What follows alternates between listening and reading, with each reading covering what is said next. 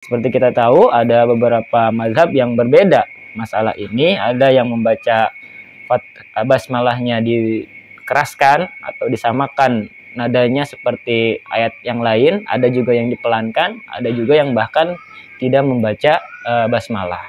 Ya, jadi itu hanya perbedaan furu'iyah, perbedaan pandangan mazhab aja. Jadi nggak usah dipermasalahkan.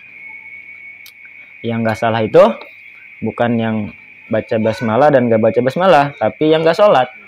Nah, jangan sampai di masjid yang baca basmalah sama nggak baca basmalah berantem, yang di luar yang nggak sholat ketawa. Nah, untung saya nggak sholat katanya, kan? Nggak sholat jadi untung tuh, gara-gara yang di dalamnya pada ribut, ya. Sampai sini ada pertanyaan? Monggo. Berarti kalau yang nggak Bismillah itu bagian dari Al-Fatihah, Pak? Berarti otomatis hurufnya berkurang ya? Iya. Terus itu nanti hukumnya gimana? Nah, balik lagi kalau ya pendapat yang mengatakan bahwa Bismillah itu bukan dari Fatihah, berarti hurufnya dikurangi, bukan yang tadi jumlahnya itu, gitu. Minus dari Bismillahnya itu. Bismillahnya berapa huruf? Tadi kan 155 huruf dikurangi Bismillah. Jadi tetap mereka patokannya Bismillahnya nggak dibawa. Gitu. Sing sempurna ra ono manungsa ora duwe dosa.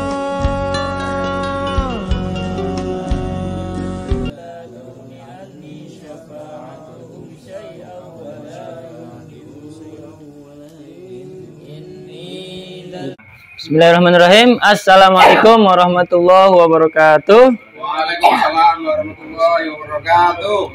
Bismillah, alhamdulillah, wassalatu wassalamu ala rasulillah wa ala alihi wa sahbihi ajmain, amma ba'd. Ada iklan dulu tadi Pak Thomas ya? Langsung ngeliat aja tuh. Kalau sekali mah nggak apa-apa katanya. Kalau 2 kali sengaja baru. Ya, kita mulai lagi di diskusi fikih, masih melanjutkan kajian yang kemarin, masih tentang rukun sholat.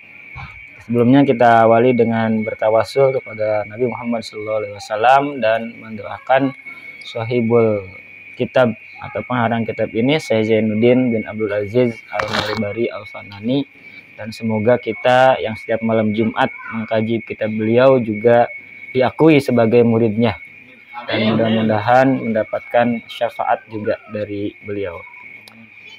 Ila hadratin Nabi Mustafa Sayyidina Muhammadin sallallahu alaihi wasallam wa ala alihi wa azwajihi wa ummati ajmain, wa khususan hadiatan ila ruhi Syekh Zainuddin bin Abdul Aziz Al-Maribari Al-Fanani wa usulihim wa furu'ihim wa li silsilatihim syaulillahi lahumul Fatihah. A'udzu billahi minasyaitonir rajim. Bismillahirrahmanirrahim. Alhamdulillahirabbil alamin, arrahmanir rahim, maliki yaumiddin. Iyyaka na'budu wa iyyaka nasta'in. Ihdinas siratal mustaqim. Siratal ladzina an'amta 'alaihim ghairil maghdubi 'alaihim waladdallin. Baik para mustamlin sekalian yang saya hormati, baik yang di sini maupun yang di dunia maya, syukur alhamdulillah kita masih diperkenankan Allah Subhanahu wa taala untuk melanjutkan diskusi fikih kita. Kemarin kita sudah masuk ke rukun yang keempat dari rukun sholat yang 14, yaitu membaca surat Al-Fatihah sebagai salah satu rukun dalam sholat. Kita lanjutkan. Waduh, pulang.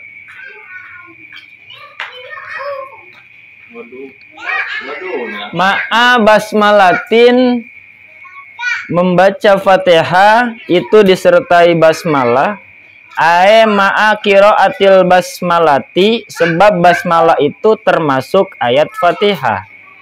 Fa innaha ayatun minha li'annahu sallallahu alaihi wasallam qara'aha summal fatihata wa addaha ayatan minha wa kadza min kulli suratin ghairu bara'ah. Sebagaimana Nabi Muhammad sallallahu alaihi wasallam beliau membaca basmalah lalu membaca Fatihah. Beliau menghitung basmalah sebagai ayat dari Fatihah. Begitu juga semua surat selain Al-Bara'ah, ya. Sabdanya, bila kamu membaca Fatihah, bacalah bismillah, sebab Fatihah itu induk Al-Qur'an dan basmalah termasuk ayatnya. Nah, ini jadi menjadi rujukan atau menjadi dalil dari madzhab Syafi'iyah yang memasukkan basmalah itu ayat pertama dalam surat Al-Fatihah. Ya, seperti kita tahu ada beberapa mazhab yang berbeda masalah ini. Ada yang membaca basmalahnya dikeraskan atau disamakan nadanya seperti ayat yang lain. Ada juga yang dipelankan, ada juga yang bahkan tidak membaca basmalah. Ya, jadi itu hanya perbedaan furu'iyah, perbedaan pandangan mazhab aja. Jadi nggak usah dipermasalahkan. Yang nggak salah itu bukan yang baca basmalah dan nggak baca basmalah, tapi yang nggak sholat. Nah, jangan sampai di masjid yang baca basmalah sama nggak baca basmalah berantem, yang di luar yang nggak sholat ketawa. Nah, untung saya nggak sholat katanya, kan? Nggak sholat jadi untung tuh, gara-gara yang di dalamnya pada ribut, ya. Mana dek? Ngajan mulu. Biharfa ini demikian pula fa idza hafafta batala minha harfun. Wa ma'a tasdidatin fiha wa hiya arba'ata asyrata li annal harfal musyaddah biharfa ini fa idza hafafta batala minha harfun. Demikian pula semua tasdid yang berjumlah 14. Jadi ada 14 tasdid, ya, syiddah di dalam surat Al-Fatihah. Nah, itu tasdidnya jangan sampai berkurang satupun, karena tasdid itu juga termasuk dihitung dari huruf Al-Fatihah. Karena tasdid itu tanda sebenarnya huruf itu sebelum ada tasdid hurufnya double. Tapi karena ada huruf yang ganda, maka diganti dengan tanda tasdid pembacaannya. Coba kita hitung. Bismillah 1. Hirrahmanirrahim. Bismillah aja ada 3 tuh. Alhamdulillahirabbil alamin. Ar-Rahmanirrahim. Maliki yaumiddin. Iyyaka na'budu wa iyyaka nasta'in. Ihdinas siratal mustaqim. Siratal ladzina an'amta 'alaihim ghairil maghdubi 'alaihim waladdallin. Oh, itu saya 13 ya? Mana tadi itu? Kita cek ulang. Nah, di sini ada surat Fatihah. Kita cek. Hitungan saya 14. Tadi yang lain yang hitung ada berapa, Ril? 14 apa 13? 14. Benar. Nah, hitung lagi nih. Bismillah pertama di lafadz Allah. Ar-Rahmanir-Rahim. Alhamdulillah udah 4 tuh. Rabbil udah 5. Ar-Rahmanir-Rahim 7. Maliki yaumiddin 8. Iyyaka na'budu wa iyyaka nasta'in udah 10 tuh. Ihdinas siratal mustaqim siratal ladzina an'amta 'alaihim ghairil maghdubi 'alaihim walad, dan ladnya tuh walad dallin. Jadi pas 14. Iya. Tuh lagi. Tadi waladnya nggak kehitung sama saya.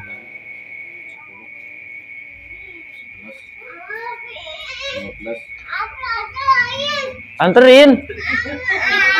Iya sebentar. Iya 14. Ini dulu dedenya. Mau kemana? Mau jajan? Anterin. Gimana nih? Kita ini dulu. Ya, di pos dulu. Ya, kita lanjutkan. Jadi syarat atau rukun membaca surat Fatihah ini. Ya, kita lanjutkan. Jadi dalam membaca Fatihah ini semua hurufnya, tasdidnya itu semua harus terbaca. Tadi tasdidnya jumlahnya ada berapa, Mas Aril? 14 ya. Nah, terus jumlah hurufnya ada berapa? Nah, ada berapa hurufnya?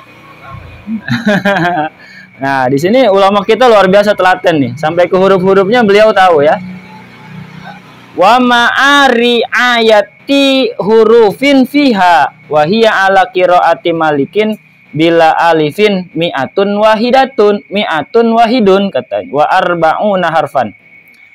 Harus menjaga semua huruf Fatihah yaitu menurut qiraat Maliki tanpa alif berarti 141 huruf. 141 huruf. Itu alif di mana, Pak? Itu jadi alifnya nggak dihitung dia tanpa alif. Wahia ma'a tasdidatiha mi'atun wa khamsatun wa khamsuna harfan.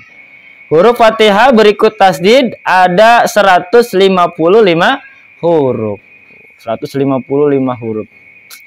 Sampai segitunya ya, luar biasa rajin ini. Wa makharijiha dan juga memelihara semua makhrajnya. Artinya makhrajnya pun harus pas ya. Bagaimana makhraj alif, bagaimana makhraj ra-nya dan seterusnya. Al harfu al hurufi ka makhraji dodin wa ghairiha falau abdala. Seperti makhraj huruf dod dan lainnya. Kalau orang yang dapat membaca dengan fasih atau sempat belajar kemudian menggantikan huruf-huruf lain walaupun dod dengan za atau salah bacaannya sehingga mengubah makna seperti kasroh lafad an'amta atau domah toknya atau kasroh kafnya bukan domah bila sengaja mengubah serta mengetahui hal itu haram maka sholatnya batal. Jadi udah tahu nih, udah pernah belajar dulu dan bisa makhraj huruf itu. Misalkan huruf dod itu kan makhrajnya ujung lidah kita ada di mulut bagian atas dalam tuh, dod. Nah, kalau yang belum biasa emang susah. Walau do dan seterusnya, ya. Nah, kalau sudah pernah belajar kemudian sengaja dirubah-rubah pada saat baca suratul Fatihah dalam sholatnya, maka sholatnya batal. Tapi kalau gimana kalau orang awam yang sama sekali belum belajar makhraj, kemudian dia baca Fatihah emang segitu bisanya, ya. Alhamdulillah, mungkin dibacanya alkamdu dan seterusnya. Nah, itu nggak jadi masalah selama dia awam, bukan disengaja.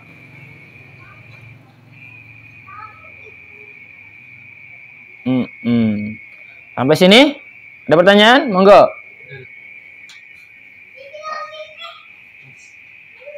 Berarti kalau yang enggak bismillah itu bagian dari Al-Fatihah, Pak? Berarti otomatis hurufnya berkurang ya? Iya. Terus itu nanti hukumnya gimana? Nah, balik lagi kalau ya pendapat yang mengatakan bahwa bismillah itu bukan dari Fatihah berarti hurufnya dikurangi, bukan yang tadi jumlahnya itu. Gitu. Minus dari bismillahnya itu. Bismillahnya berapa huruf? Tadi kan 155 huruf dikurangi bismillah. Jadi tetap mereka patokannya bismillahnya nggak dibawa. Gitu. Oke, makasih. Ya. Ada lagi, Mas Aril? Wah, Fatihah. Makanya kalau pertama kali ngaji itu biasanya di ulama-ulama ahli qiraat yang diteter pertama kali itu ya Fatihah. Karena Fatihah ini ibaratnya modal. Modal seorang muslim untuk sholat. Ya. Modal seorang muslim untuk sholat. Maka kalau di pesantren-pesantren, apalagi bagian qiraat ataupun bagian Qur'annya, biasanya Fatihah ini benar-benar. Kalau Fatihahnya belum pas, nggak boleh lanjut tuh. Mau setahun, 2 tahun di situ, Fatihah aja terus. Kalau Fatihahnya masih ada yang kurang makhrajnya. Gitu.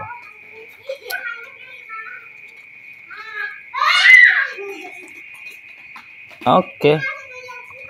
Kayaknya ini cabangnya wow, luas ya. Ada pertanyaan? Monggo.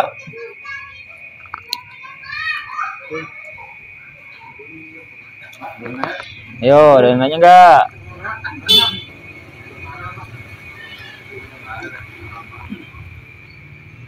Ada.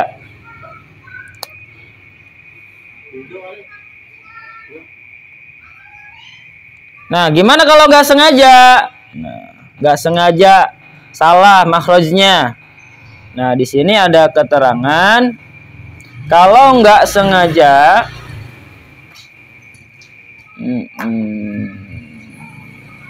wa illa fakiroatuhu, maka kalau disengaja maka bacaannya, bila tidak disengaja maka bacaannya saja yang batal, wajib mengulanginya. Jadi kalau nggak disengaja mengubah makhraj hurufnya, ya ulang aja baca Fatihahnya. Jadi fi'liyah itu boleh diulang bacaannya. Ya, jadi kalau merasa belum pas bacaan makhrajnya, ya ulang aja Fatihahnya. Belum mantap gitu ya. Nah, rasain kita belum pas nih makhrajnya, maka boleh diulang ya bacaan Fatihahnya. Naam in a'adahu ala shawabi, demikian pula kalau ia mengulangi bacaan yang salah agar benar dalam tempo yang singkat, maka sempurnakanlah Fatihahnya. Naam in adahu ala shawabi qabla tulil fasli kamala alaiha amma ajizun lam yumkin hut ta'allum fala tabtulu qiraatuhu mutlaqon. Kalau lama harus mulai dari awal, adapun orang yang lemah tidak mungkin dapat belajar dengan baik, maka tidak batal bacaannya secara mutlak. Nah, demikian pula kalau ia mengulang bacaan yang salah agar benar dalam tempo yang singkat, maka sempurnakanlah Fatihahnya. Jadi boleh diulang, misalkan bagian siratal ladzina an'amtanya dirasa belum pas, boleh diulang lagi ya. Tapi jangan lama-lama. Tapi kalau kelamaan ngulang-ngulang terus, maka rusak Fatihahnya, harus mulai dari awal lagi, dari basmalah. Gitu ya. Ya, intinya bacalah suratul Fatihah kalau memang kita udah belajar tapi nggak bisa-bisa, ya udah bacanya sebisanya. Insya Allah karena statusnya awam jadi dima'fu ya. Tapi sebaiknya memang terus belajar untuk kesempurnaan sholat kita. Sekarang alhamdulillah banyak banget tuh ya, di YouTube juga banyak panduan-panduan baca itu. Ya, kayak zaman kita kecil dulu susah banget tuh ya, medianya udah banyak sekarang, tinggal kemauannya saja ya. Jadi kalau anak zaman sekarang nggak paham tentang itu, wah kayaknya terlalu gitu, karena sekarang medianya sudah banyak sekali. Tinggal kita selaku orang tua, selaku guru mengarahkan supaya anak bisa mengakses media-media, aplikasi-aplikasi yang bisa mendukung keterampilannya dalam ibadah juga. Kayak tajwid, sekarang kan banyak tuh. Tinggal di-download aja di Play Store aplikasi-aplikasi tajwid gratis ya. Ada cara bacanya dan seterusnya. Kalau dulu belajar tajwid, wah luar biasa itu, bertahun-tahun tuh. Habis berasnya juga berapa karung itu ya. Baru belajar tajwid, misalkan hukum baca, nun mati dan tanwin gitu doang, dan seterusnya. Mas Ariel masih ingat tajwid?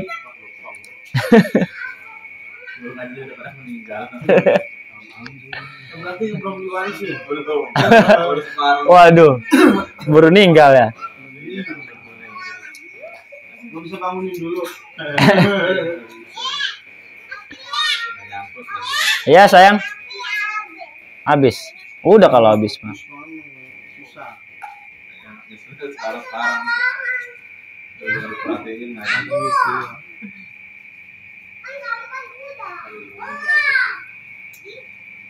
Lalu gimana kalau bacanya itu tidak merubah makna? Ya, tidak berubah makna atau terjemahnya dari bahasa Arab ke bahasa Indonesianya, atau merubah maksudnya dari ayat itu. Fala tabtulu qira'atuhu mutlaqan wa kadza lahinun lahnan la yughayyirul makna kafat hidalin na'budu lakinnahu in ta'ammadahu haruma wa illa kuriha.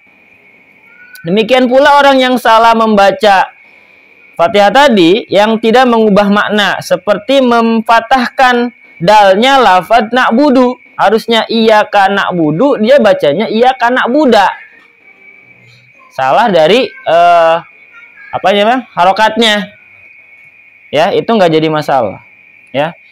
Tapi kalau disengaja, hukumnya bisa jadi haram. Tadi tuh. Nggak sengaja dan tidak merubah makna. Oke. Jadi kalau disengaja tetap hukumnya jadi haram. Sebaliknya bila tidak disengaja hukumnya makruh. Jadi nggak sampai batal sholatnya, cuman makruh. Ya, makruh itu ya hampir batal, tapi belum batal. Baru hampir. Baru lampu kuning. Belum merah. Nah.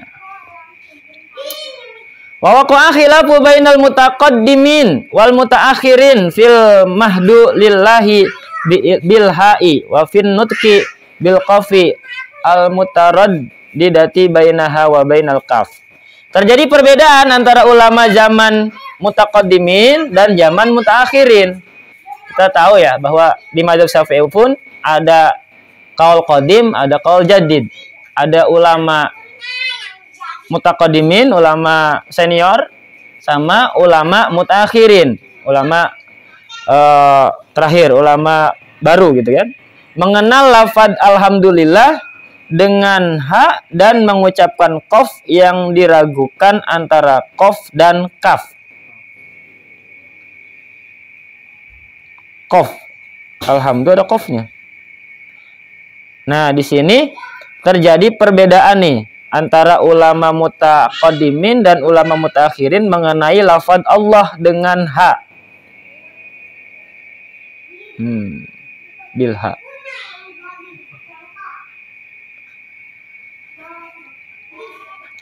Dan mengucapkan qaf yang diragukan antara qaf dengan kaf. Nah, di sini ada perselisihan. Ada yang membatalkan sholatnya karena Fatihahnya batal, lafaz Allahnya, haknya dirubah menjadi hak. Ada juga yang membolehkan. Begitupun bunyi huruf qaf yang saru atau samar dengan huruf kaf, qaf dan kaf. Iya.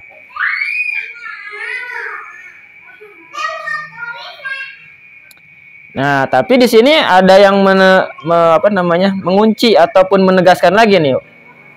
Wa jazama Syekhuna fi Syarhil Minhaj, dalam kitab Syarah Minhaj, Syekhuna guru-guru dari pengarang kitab ini menetapkan bahwa keduanya batal. Illa min ta'adzara alaihi ta'allum, kecuali tidak sempat belajar sebelum habis waktunya.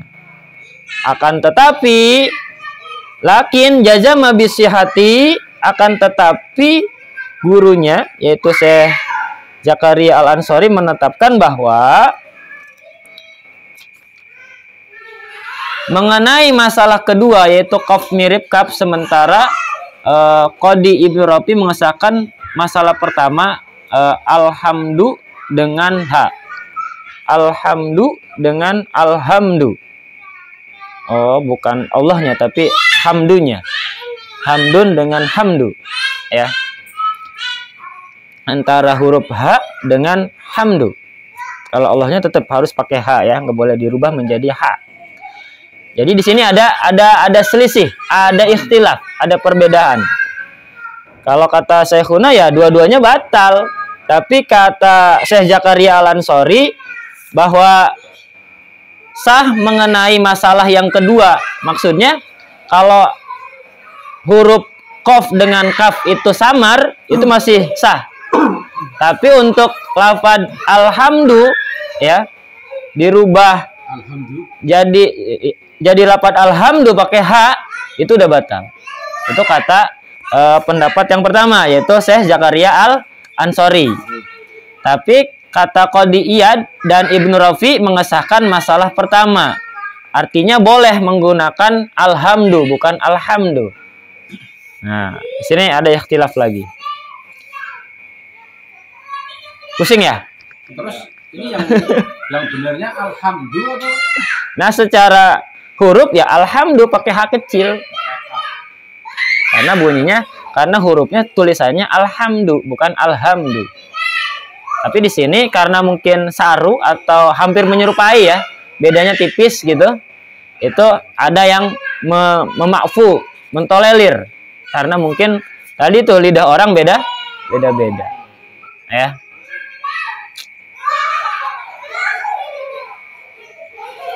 Tapi kalau dia pernah bisa, artinya dulu pernah belajar waktu kecil dan fasih, kemudian ketika dewasa sengaja dirubah-rubah, ya sholatnya batal.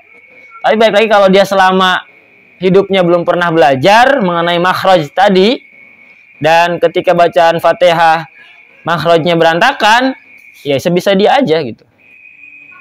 Jangan sampai gara-gara bacaan saya belum fasih nggak mau sholat. Nah, ini juga jadi salah. Ya. Yang penting sholat dulu aja, nanti masalah fase atau enggaknya pelan-pelan dipelajari. Ya, semakin banyak ilmunya tentu sholatnya akan semakin baik. Gitu. Sampai sini, ada pertanyaan? Wah, Pak Thomas murung nih kayaknya. Nggak ada masalah mandi junub ya, masalah Pak Thomas ya? Jadi, maksudnya kalau misalkan H itu sama H itu belajarnya nggak ada pengelompokan, kan itu. Misalkan ini hurufnya H nih ya, bukan H. Dia nyebutnya H terus, H lagi, H lagi. Nah, jadi masalah itu berarti dalam sholatnya tadi itu termasuk kategori perbedaan ikhtilaf dari ulama tadi itu. Berarti contohnya ke yang boleh. Nggak jadi masalah. Yang benar alhamdulillah, terus kita dengar itu alhamdulillah, terus wah ini kan kita nggak usah jamaah sendiri aja gimana Pak? Itu kemarin udah dijelasin bahwa ketika imam bacaannya berantakan, memang ada beberapa pendapat. Pendapat pertama, dalam mazhab Syafi'i kita sholatnya munfarid, mufarroqoh. Artinya kita berpisah dari barisan jamaah. Kita sholatnya gerakannya bareng, tapi hakikatnya kita munfarid sendirian. Tapi resikonya nggak dapat 27 derajat tadi tuh. Nah, tapi ada pendapat yang kedua, ya udah emang imamnya bisanya gitu, bukan disengaja-sengaja, salah sendiri kita datangnya telat. Ya udah kita makmum yang ikut gitu. Nah, tinggal kita pakai pendapat yang mana yang sreg di hati kita. Itu sih, ya. Ya kalau pengen damai ya ikutin aja yang kedua tadi itu. Ya udah, ikut imam, ya. Insya Allah kalau dia emang nggak bisanya itu emang gara-gara nggak bisa betul-betul tadi tuh dimafu atau ditolerir, dimaafkan.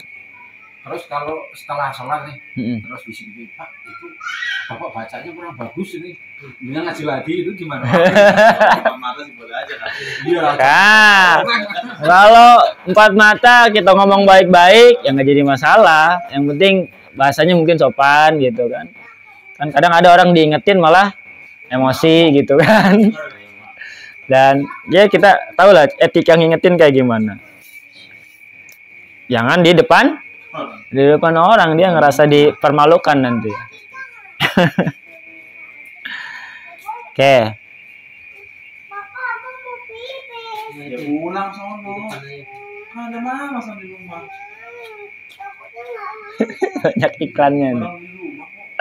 Walau khaffafa qadirun aw ajizun muqassirun musyaddadan ka'an qara'a al rahman bifakil idgham batalat salatuhu. Seandainya seorang yang mampu membaca dengan fasih atau lemah meringankan bacaan yang ditasdid, misalnya Al-Rahman harusnya dibaca Ar-Rahman tanpa idgham, maka sholatnya batal. Ia membacanya dengan sengaja dan sadar. Jadi kalau dia udah fasih tapi sengaja-sengaja tasdidnya nggak diidghamkan, harusnya dibaca Ar-Rahmanir Rahim, dia bacanya Al-Rahman Al-Rahim.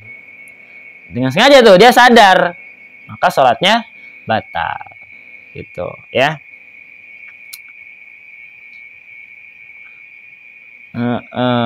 Batalat salatu. In ta'ammada wa alima wa illa faqira'atuhu litil kalimah. Kalau tidak demikian maka bacaan yang salah itu harus diulang. Maksudnya kalau tidak demikian itu kalau nggak sengaja sadar dia salahin, dia salahnya nggak sengaja, dia ya namanya lagi baca kan kadang belibet atau apa gitu kan, maka boleh diulang pas bagian ayat itu aja. Jadi nggak mesti dari Bismillah, langsung dari Ar-Rahmanir-Rahim gitu Pak Thomas ya. Wah ini Fatihah aja nih sampai 4-5 halaman ini kajiannya tentang Fatihah ya, luar biasa ini, saking detailnya ulama-ulama kita zaman dulu mengatur tentang sholat itu supaya kita sholatnya rapi, supaya sholatnya sesuai dengan tuntunan para ulama yang merupakan pewaris para nabi. Cukup Pak Thomas? Oh, matanya udah sendu itu kayaknya. Kebanyakan somai. Kekenyangan, ngantuk semua jadinya. Dan namanya juga ya. Walau khaffafa iyyaka wallahu a'lam bissawab. Assalamualaikum warahmatullahi wabarakatuh. Waalaikumsalam warahmatullahi wabarakatuh. Iya, demikian untuk kajian kali ini. Kita insya Allah jumpa lagi di pertemuan yang berikutnya. Terima kasih. Jadi minggu depan masih Fatihahnya bisa sebulan lebih. Oke.